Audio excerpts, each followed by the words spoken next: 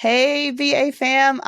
Listen, it's not so often besides Tiffany that when I'm sitting across from someone on a virtual, doing the podcast that I feel like the warm and fuzzies and I just want to like give a hug from through the computer somehow. But if Tiffany couldn't be here, I am so, so glad to have Ellie Diop sharing the virtual studio stage with me at Brown Ambition this week. If y'all have not heard of Ellie Talks Money, where have you been? Honestly, all right. I'm going to read you her little bio first because she deserves all of the praise and all of the flowers that she deserves. But I am so excited to have Ellie here because not only is she so inspiring, you're going to hear all about how she built her business off that stimmy check. Shout out to Biden. Shout out to, I don't know, the pandemic. But she now coaches thousands and thousands of people on how to do the same thing and launch their own successful online business. So if you haven't heard of Ellie, let me tell you about my friend, okay? Ellie is a business and strategy coach. She is the founder and CEO of Ellie Talks Money and the Elevated Academy. She took her $1,200 stimmy check, used it to start a business, and eventually turned it into a multi-million-dollar company in less than 1 year before turning 30 years old. And why is this not here with 4 children? Single mama with 4 babies, okay? And since then, she has served over 50,000 students and is committed to assisting especially women build successful businesses so they can live the life of their dreams. She has been featured all over the dang place, from 25 most influential new voices of money by Next Advisor to the 100 most influential African Americans by The Root, plus Fortune, Entrepreneur Newsweek, all over the place. And now she's on Brown Ambition. So we're gonna get put in the bio now. You can get in the bio, honey girl. Okay, cool. Ellie, it's so good to see you. I was just reflecting. You and I met in person, and I wasn't that familiar with you until I met you at Fincon earlier this year, which I don't know if I told you, but that was my re-entry into like society, personal finance society. I hadn't been to a conference. Telling me. Yeah, it was like my first time doing any trip by myself as a mom. And I just remember, I felt like I was floating down that hall. It was like such a corporate conference-y type vibe, but I could have been in like Versailles, the Palace of Versailles. That I just felt so damn good. I felt fancy. I drank wine in my room and I got to talk.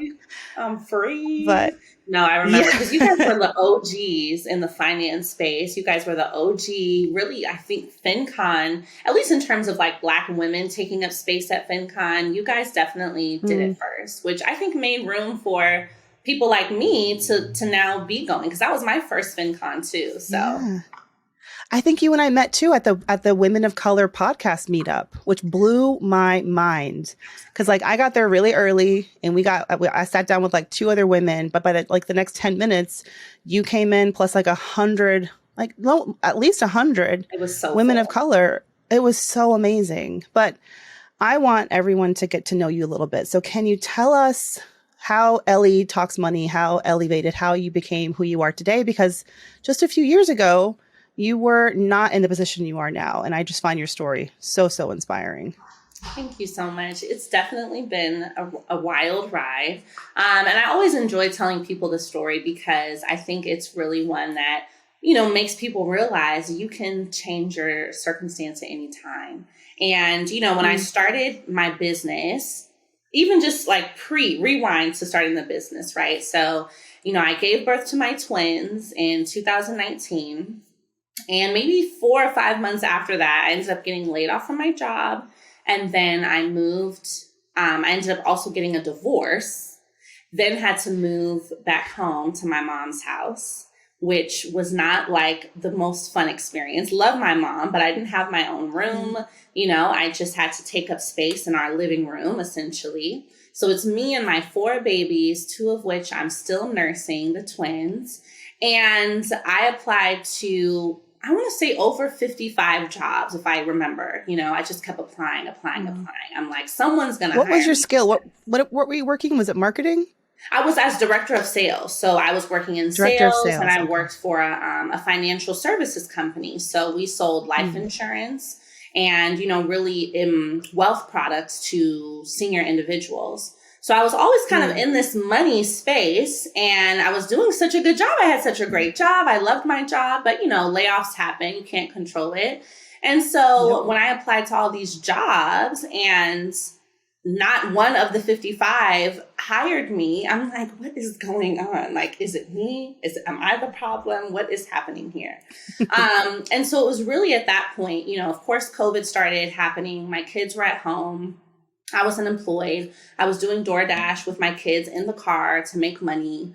And when I knew that these stimulus checks were coming, I said, this might be the opportunity that I've been waiting for, And I felt as though that stimulus check was, almost an investment or a capital into this business that I wanted to start. Because where was I going to get $1,200 any other way, And so I took that and I decided to start my consulting company, where in my mind, I was going to take what I knew how to do, sales, marketing, finance, funding, and show women entrepreneurs, specifically Black women and mothers, how they can use some of these same skill sets to build their own business.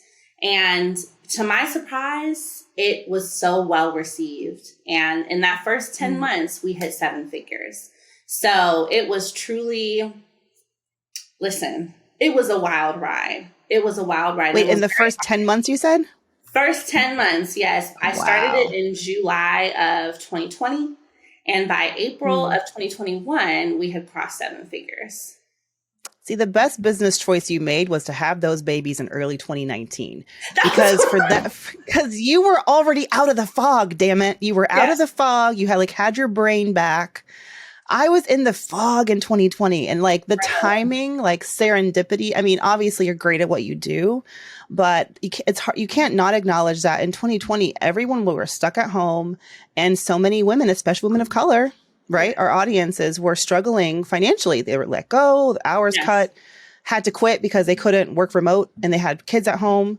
So what perfect timing for someone to come and say, you can actually create an online business. I'm, honestly, I was one of the women who probably needed to find your work, because it was only in 2021, post fog, for the newborn stage, that I launched my business, Mandy Moneymakers. Also, I love that we both just let's just put our name in it. Let's just do it. Okay.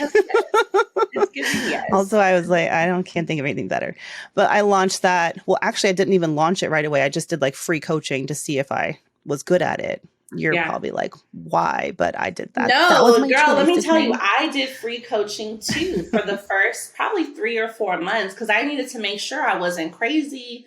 I needed to make sure it was going to work for people. Yes. Completely. Exactly. Okay. So and let's talk about that too, because for me, not only did it help establish trust with my audience or just a core group of women. I think 200 women signed up for a free coaching session. And I did those throughout maybe over the 5 or 6 month period. And it took a long time, but I was I'm going to finish these. But it was kind of old fashioned, on the phone or on Zoom with women, asking them what their pain points were, really getting to know the customer. And I feel that has to be one of the strategies you talk about, is understanding what people need. And then it wasn't until I completed those free sessions, I was I know what I'm going to do. It's going to be the Mandy Moneymaker Academy. It's going to be group coaching, community, because these women are lonely. So talk to me about what you learned from those early months launching Elevated. Yeah. So, that's so important. And I know for me, when I decided I was going to do this, I was really afraid at first to charge for anything, because, it's one thing going to work and being paid at a job, but it's another thing choosing a price point for the market, for customers. So I remember strategically thinking, okay, I'm just going to do this for free so people know that it works, so I can get some testimonials, and then ultimately I'll use that to charge, which, my price at the time was $47, for an hour-long coaching session. I was let me kind of get into this. But definitely, I thought I was low. Right? I know, right? That was definitely a key part of, I think, building the trust and the audience quickly, because I didn't really launch my first paid course until October or November, and it was $15. It was a $15 product. Wow. And even by the time I got to that first seven figures, I think my highest price point was $75. So I really wanted to take the time to build that trust so that I could create a product and a brand that was accessible to people.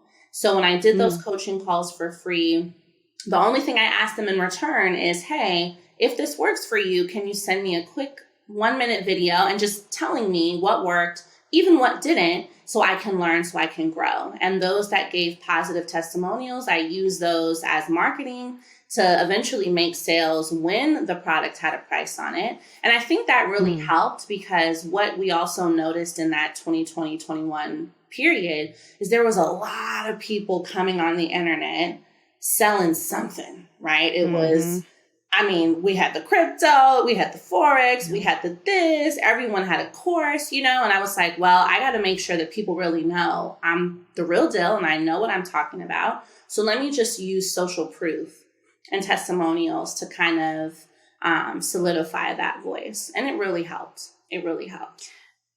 Right. And the time that it takes to build that trust for someone who's wanting to start a business, it's hard to sometimes tell them, because I've had these calls too, where it's like, so what's your secret? Mandy Money looks like it's doing so well right now. What's your secret? And I was like, well, had a podcast for 7 years before I launched it. That helped build some trust in a small but meaningful audience. And then did it for free for 6 months. And I did other things to make money over that period. So talk to me about, like, as you were doing the free coaching, you had that $1,200. Where were you putting that money, and how soon were you actually seeing returns? Yeah, that's such a good question. So for me, that $1,200 went to, I upgraded my phone to, at the time, I think it was a 12 iPhone, just so I could create better quality content. I paid for my LLC. I paid for some subscriptions like Canva, Shopify, etc. And then the rest, I kind of just set on the side. I think it was maybe $400 or $500 that I sat on the side. And I was like, when I learn how to run ads, I'm going to use this to do it. But what I can say is the business started to make money. I think I hit I remember my first $500 day was October 23rd, I think, of 2020, which isn't a lot, but to me, that was a big deal. $500 in a day? In a whole day. That's a lot. Some people make that in a month or in a week. Listen. That's something, of course. What were you making in DoorDash in one day? Yeah. And so I think it was at that point that I realized, okay, this might be able to do something. Like, maybe I should really stay consistent with this and really keep going. So, I was living at my mom's house. At the time, I was on social services. So luckily, I had basic needs met, for me and the kids. Okay. So that I could just keep throwing myself into this business, to where my first $500 day then turned into $1,000. I made my first $1,000, $3,000, but it really did take time. So something I always tell business owners, even now when coaching them, is it's not always going to be, oh, you started today and next week you made $10,000, Yeah.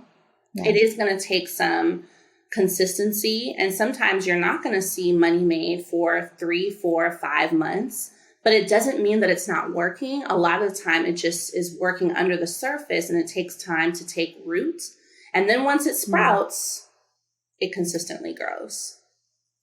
Yeah, I was talking to someone who specifically wanted to me to coach them on podcasting, because they launched a podcast earlier, I think like mid last year, and just wanted some tips. And I was like, I'm just going to tell you, keep doing it, consistency and time. But I think what's so overwhelming to people can be, how will people find me? I may have the best product, but with the internet, and I know so much of your strategy is around social media marketing, and as is mine. And that's been successful for me as well. For people who are stressed about, I may only have like 20 followers and they're all my friends and my family, and I feel like you see people on IG who've got hundreds of thousands, millions of followers, and you feel like I can't get there. Any advice for like that audience building portion? Because that can be really important, to your point, the thing about Ellie and what she's talking about is like, this is content you create. So it's technically free. It's organic. Like you're building an audience organic. And then there's the paid version of that where you run ads on Facebook. And I love that you started organic first. That's also my strategy. Me too. Make some money. Yeah. Put the money into Facebook ads. But anyway, to my question, audience building for new business owners, what are your strategies and advice there? I mean, it is such a key part of business. I think people, sleep on social media sometimes, or they feel very intimidated by it, but it's such a great way where this free app, these Instagrams, these TikToks, these YouTubes, when you use them, you are literally able to bring traffic to your page, to your business, and then start making money.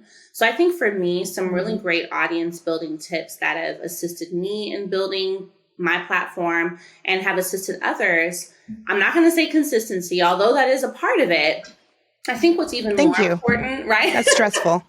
Because I'm not consistent. That's what everybody, consistency, like, yes, we have to be consistent. But I think even beyond that, what goes into audience building is giving free information, right? And what I mean by that is people are going to follow and maintain relationship with a content creator when they feel like they can learn something from them, whether it's learning something about skincare or health or business or budgeting, really whatever it is. If they feel connected to that person because every time they see a post, it helps them in their life in some way, that's what you want to aim for. So when I'm, coaching my community or letting them know what they can do to build an audience, I always say you should go to these websites. There's one in particular called answerthepublic.com. Yes. Right? So good. And so you're yeah. able to essentially put in your topic. So if it's skincare, right, you put that word in, it's going to generate, hundreds of questions that have been asked by people on the internet about skincare. And so you as the content creator, you basically want to pull out some of these questions. How do I have better skincare? How do I take care of my skin? What is skincare? All the questions. And you want to create videos essentially answering those questions. Because what that is doing is creating educational content that is still of value to where the people who start to digest your content will ask themselves, wow, if I'm learning this much from them without paying, imagine what I'll learn when I actually choose to purchase a product. And I think that's how you build an audience quickly and a loyal audience, because you're giving them the option. You're like, yes, I do have my paid products and services, but you can also hang out on my page for a little while and you'll learn something here too. And I think that's really valuable, especially, when we have a society where something is being sold all the time. I think it can be really refreshing and help build an audience quickly, where your first objective is for you to learn and your second objective is to sell. Yeah, it can be really uncomfortable. I mean, it wasn't uncomfortable for me because I'm like, I got to pay the bills. But I think I wasn't working. I was basically living off my savings, and I got some consulting clients for the first 6 months of my business so I could do the free coaching. But I really wanted to own my income in that way. And I didn't want to consult anymore. And so for me, I was like, this got to happen for myself. But I think for people who are on the 9-to-5, 9-to-5 hustlers, 9-to-5 entrepreneurs, sometimes that, it can feel like you're making an income and maybe you're doing okay, but starting to sell your service, there's a struggle there to figure out, what do I price this at? And will people even buy this? So can you talk about, and I'm not even, and listen, you and Tiffany both are phenomenal at building successful businesses on relatively low ticket offerings. Even to this day, Tiffany, she could probably charge I know she could. She knows she could charge way more for her Patreon, but it's $10 a month, for business mentorship. And, Live Richer Academy, I think was $20 a month.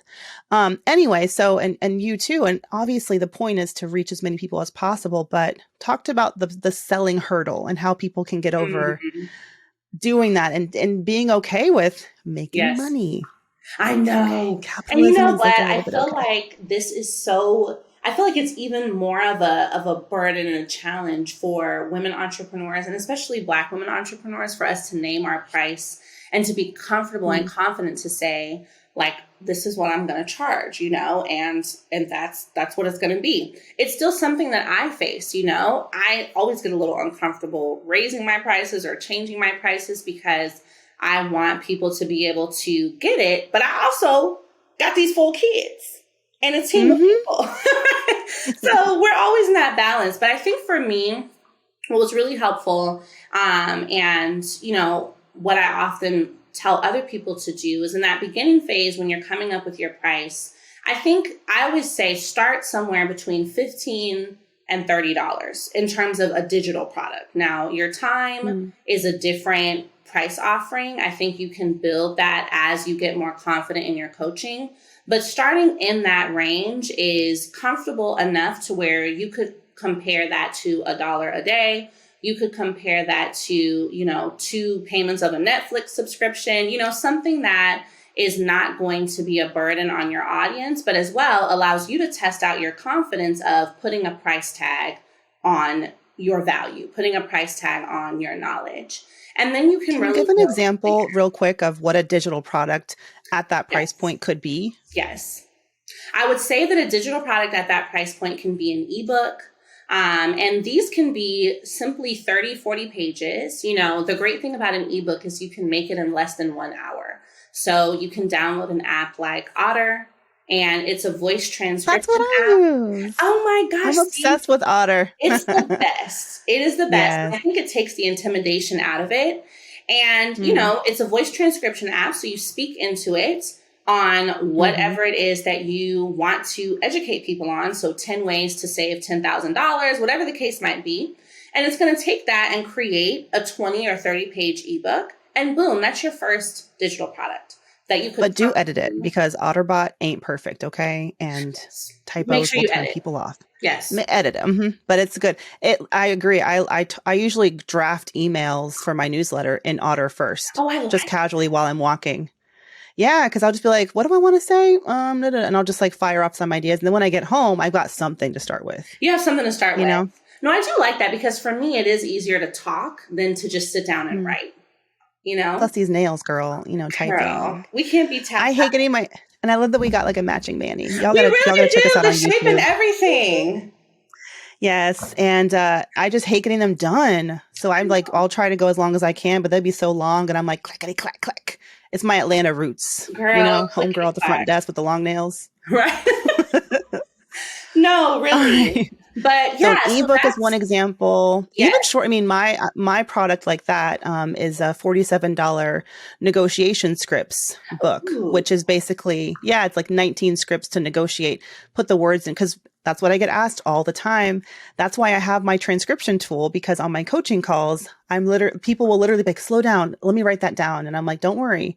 It's going to be transcribed. You can just read this back to your boss.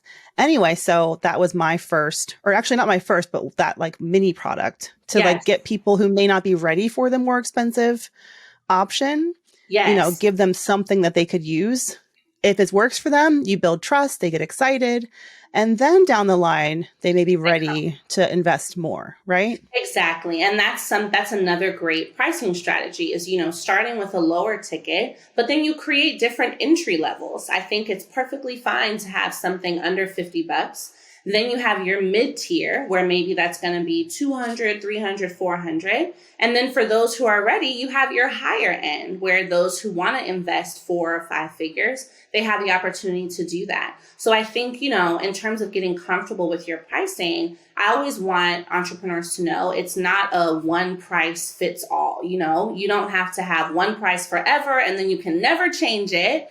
No, you just start with what feels comfortable at that time. And then into your second year of business, you'll probably have more confidence, more knowledge. Now you're able to introduce a second tier price level while you still have your entry one available. And I think that's a really, great way why entrepreneurs should be using funnels essentially in their business where people can enter at that lower price point and then have the opportunity to be upsold into something that is valid for them, that they need. Ellie, okay. let's talk about these funnels, girl, because this is like marketing-y lingo that I learned through my professional career because I pivoted from journalism into marketing. And I remember the learning curve of these like funnel terms and RPV and SEO and all this stuff. So, but the funnel is essential to like building a strategically like well-rounded online business. So in as few words as possible, the least amount of jargon, let's tell BA fam what a funnel is and how they can use it. I like that. So to keep it super simple, a funnel is essentially a customer sales journey for your customer. So what the funnel allows you to do is, let's think of it as a grocery store. So when you go to the grocery store and you want to buy milk or eggs, right? Typically, I don't know what your grocery store looks like, but typically those things are going to be at the back of the store. So you've got to go all the way to the back to get your milk, your eggs, your bread, whatever. And guess what? On your way up to the register, you're getting upsold all these different things, especially if you go to Target. That's why I don't go to Target, because they play too much. Sephora. Oh my God. The line at Sephora is you got to put your blinders on. You got to put the blinders on. But exactly, that is a version of a funnel, because you have the one thing you came in for, but the other products are being presented to you and you're like, ooh, you know what? I probably do need that. This looks really good too. I probably need that. And by the time you actually go to checkout, you've now added maybe 2 or 3 additional related products or services to your original order. So essentially what it does is, for you as the business owner, it allows you to take one customer and present them with 2 to 3 different related offers at the same time without you having to sell 2 or 3 different things in your pitch, right? So they're already mind made up that they want to buy the $47 product. Now, before they left, they're like, well, you know what? I added on these 2 things too, because they feel like they're related to me. And that's really beneficial on both ends. Now your customer has more value, and you also tripled your order, which is great. Yeah. Now, the way that you guys can really use this in your business, especially even if you have a smaller audience, when we talk about creating your content, building from there, and etc., I always tell people, even if you are creating really great free content, it's okay to have a call to action. Tell people to go and sign up for you can have a free funnel, you can have a paid funnel. So if you start with a free funnel, go and download my free workbook. Go and sign up for my free masterclass. So they're coming in to get the free thing. And before they leave in the funnel, you're presenting them with a $27 bundle, a $47 upsell, a $100 upsell, and you're giving them. Think about like the grocery store analogy, Costco's free samples, Exactly. Trader Joe's is free samples. You're going to come for a little snacky snack, and maybe on the way out, you end up with 24 bagels that you can not eat at all because you're one person. But anyway. Why? Yeah, I mean, when you talk about people going into the grocery store, that's like warm traffic to even find out the grocery store exists. So your business is the grocery store in this analogy, right? Let me metaphor piggyback or analogy piggyback. To even find out that your business exists and that it's the place that they want to be, that's where I feel like the freebie can get them acquainted, and it's something free. So they haven't like gone into the store yet, but they're like, let me see what she's working with, or you post something online. And to your point, the call to action, download this freebie. Why wouldn't you? I just gave you some. Yeah. And then you start to build. That's like the first step. That was in my marketing career. I started with the organic content, the organic leads, like getting people just in the parking lot of the store to find a little bit about it, and then you let time, they keep seeing you build that trust. They turn warmer toward you and they're ready to take a step inside, and they're ready. And more time, y'all. Sorry about that. More time. But I think that's really key. So when I think about like non-negotiables, for example, that a new or even an existing entrepreneur needs to have in their online business, I think one non-negotiable is content, right? It's a part of the business. I know I have a lot of people who tell me, I don't like being on camera. I don't want to create content. I don't want to do it. And I'm like, listen, let's get creative. Are you going to use what are you going to use? Because you got to make the content. Okay. It's a non-negotiable because that is your way to get people, like you said, in the parking lot. I think the next non-negotiable is definitely either a free lead magnet or a very low ticket lead magnet. So somewhere between $0 and 47 in terms of you're going to come hang out with me. Let me show you what I have to offer. So then you can see what's really inside the store. That's your second non-negotiable. I would say that the third is probably a nurture sequence. Something I've learned throughout this business journey is how important email marketing and text message marketing are. I think we focus a lot on the content, which is very important. But once you actually have their email, now you're able to talk to them in a different way. You're really able to access them. You're able to kind of have longer form storytelling, and that will turn someone who came into your funnel off of a free offer. It'll turn them into a buyer because you wrote a really amazing email or a really amazing text. So I think those are really three key things that if a business owner has them specifically for online, it's going to help them grow and really get to that next income milestone. Yeah, that's a lie. I feel like you think you leave corporate America and all the emails, but you want to start an online business, you better be good at writing some emails. Even me, I'm a writer and I love writing, but I'm just like, God, my nurture sequence, I need more emails. I know. So, I mean, yeah. And it's not meant to be like, I don't know. I'm sure that there's like super strategic, write this kind of email and that kind of email. But I just try to bring that delivering value. So I have a weekly email that I send on Sundays and just show up in their inbox every Sunday night with a tip for the week, and use that as a way to continue building that trust. Right. So what are some types of successful online businesses you've seen your elevated members create in the past couple of years since you launched? Wow. So I definitely think so. One huge part of the academy is I teach women how to get funding for their business. So on the funding side of things, we've helped women secure over 7 million so far in funding. So some women have gotten 100,000, some have gotten 25,000, some have gotten 350,000. So we really try to keep a good eye on the numbers and the data so we can see how these courses are translating into really applied knowledge. But I think some of my favorite success stories, if you will, or, what they've been able to do. We have one student who's opened up a daycare and it's thriving. She used her business funding. Brick and mortar. I know, which is amazing, right? Not all are online. So that was successful. Another opened up actually a trash business, which was new to me, but she used her business funding to purchase essentially like a trash truck and now gets government contracts for her neighborhood as, a trash collector company, which is amazing. I know it's like a 6-figure business. How cool, right?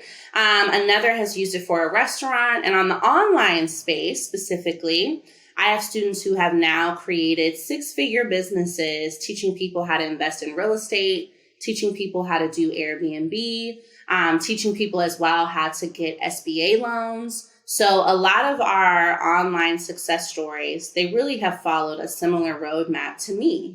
Here's how you're going to create your digital product. Here's how you're going to market it. Here's how you're going to get people in your funnel and convert them. And I'm really proud because they've been able to do it with less than 10,000 followers, And I think there's a misconception that you need to have hundreds of thousands in order to make hundreds of thousands of dollars. But you really don't.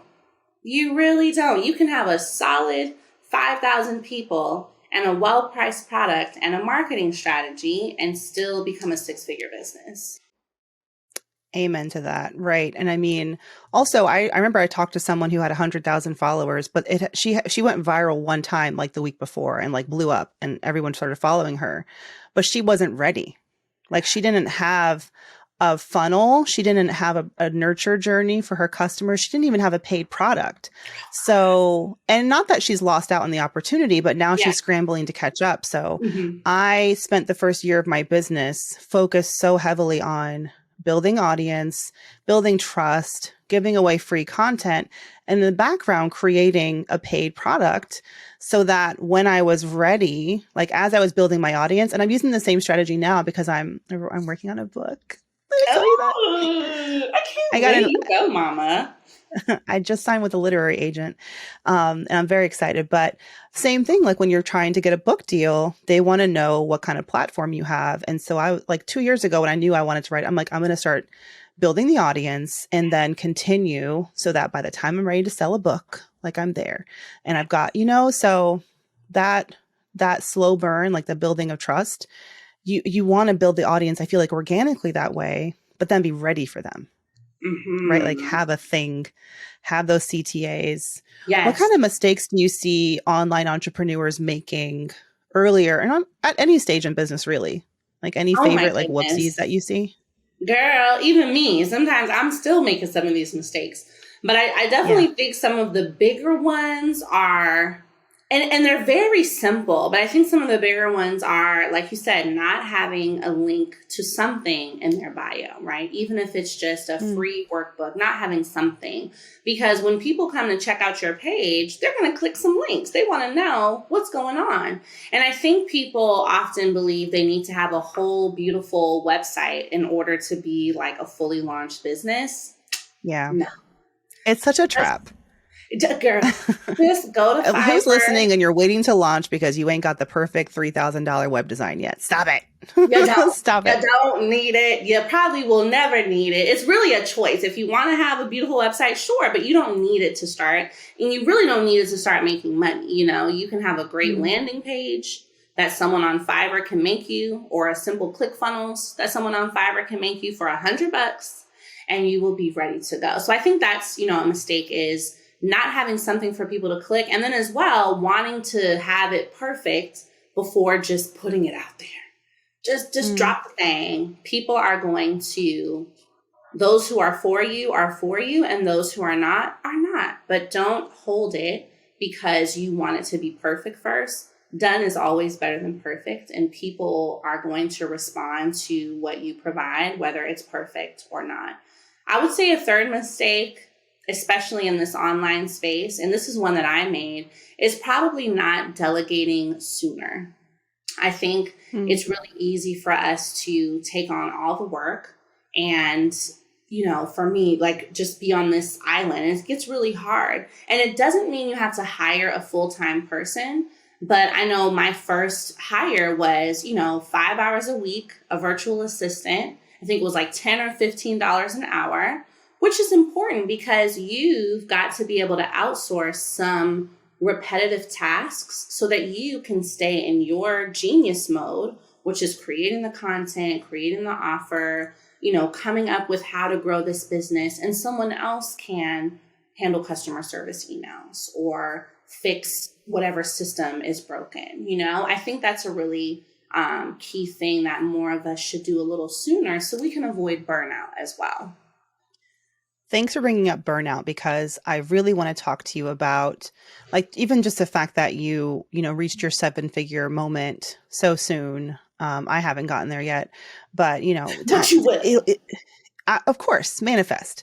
I know in some of your posts, you're like, comment if you're going to be a millionaire. I'm like, me. Commenting.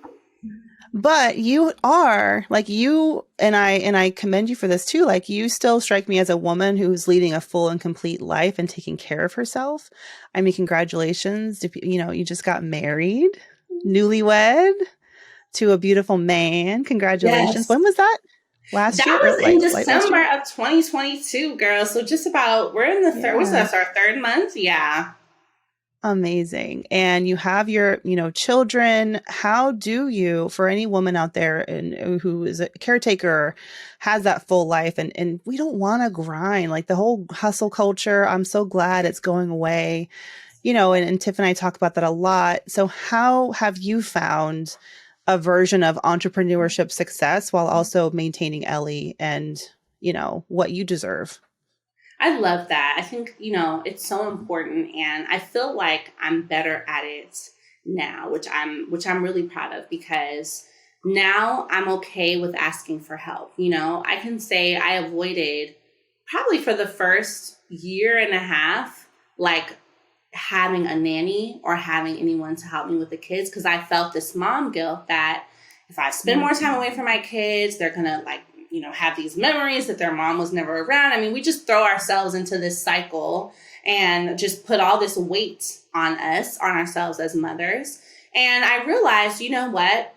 I have the ability to get some help. So I'm going to get some help, which is going to allow me to be a better mother, which is going to allow me to also be a better businesswoman.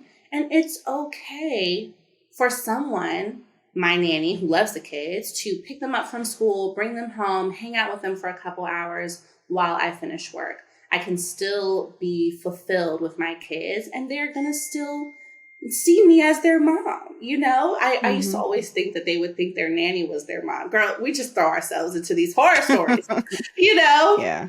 But I really realized asking for help isn't weak.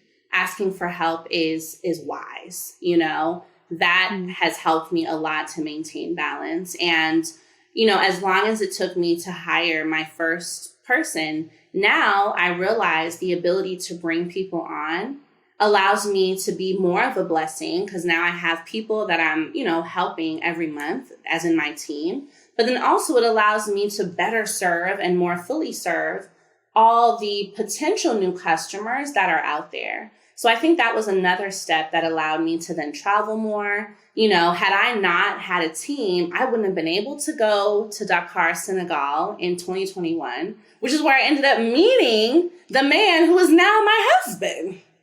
Wait, y'all met the same year you got, a year before you got, 2021. Basically, it was a year. So we met Okay.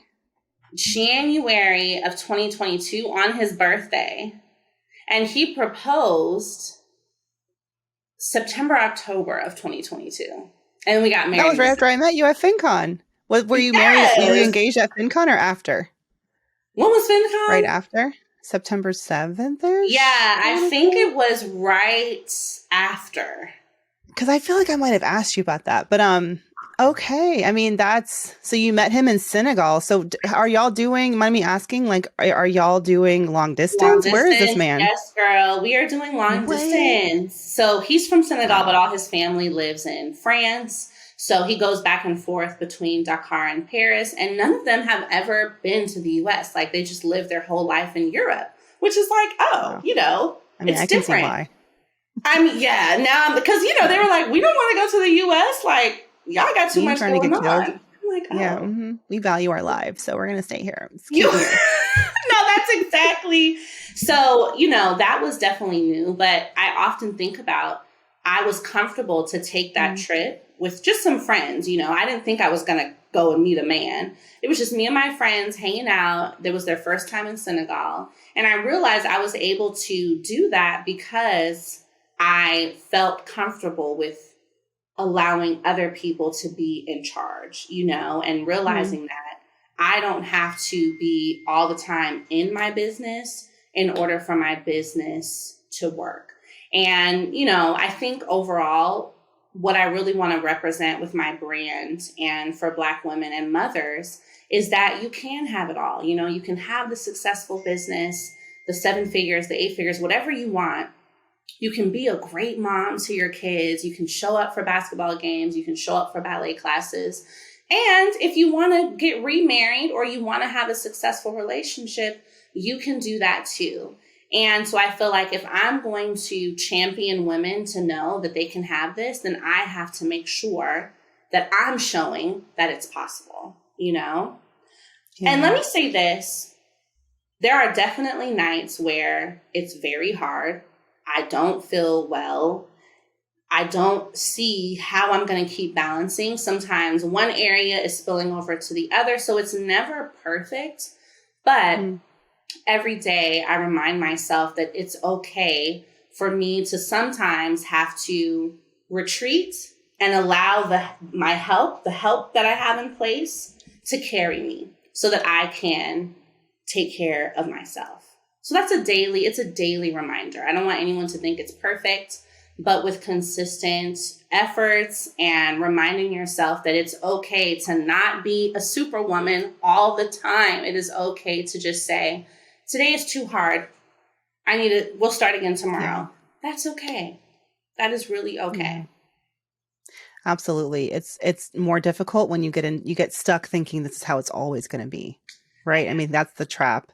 And yeah, thanks for acknowledging that too. I tried so hard not to use the B word, balance, when I was asking you that question, because it doesn't really exist. And I feel like it's the same about, like, I don't know, physical health. Like, there's some years where I'm killing it, and there's some, years when it's off. And it's just like, life is long if you're lucky, and you can have moments where it's shifting a little bit in this direction and that direction. And your kids, our kids are going to grow up and they're not going to need us as much. And sometimes I fantasize about my 40s and 50s, like, who am I going to be? That's what I was thinking too. Like, I don't have to make 3 different versions of buttered pasta for dinner. Like, who will I be?